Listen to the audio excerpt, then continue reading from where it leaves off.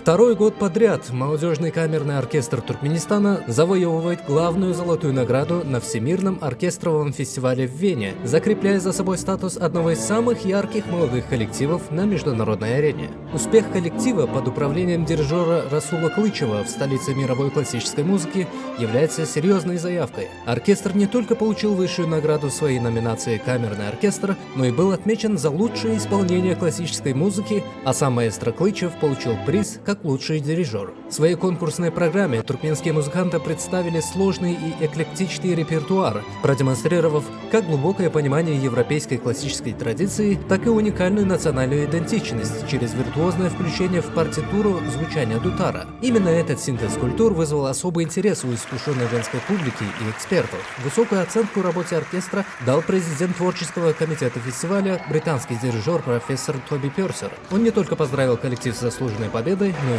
выразил заинтересованность в будущем сотрудничестве, включая возможность организации совместных концертов.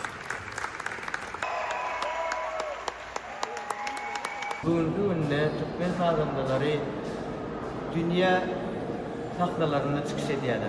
Biz hem yaşlar kamera orkestrinde Viyana şehrine bütün dünya orkestra festivaline katlaştık.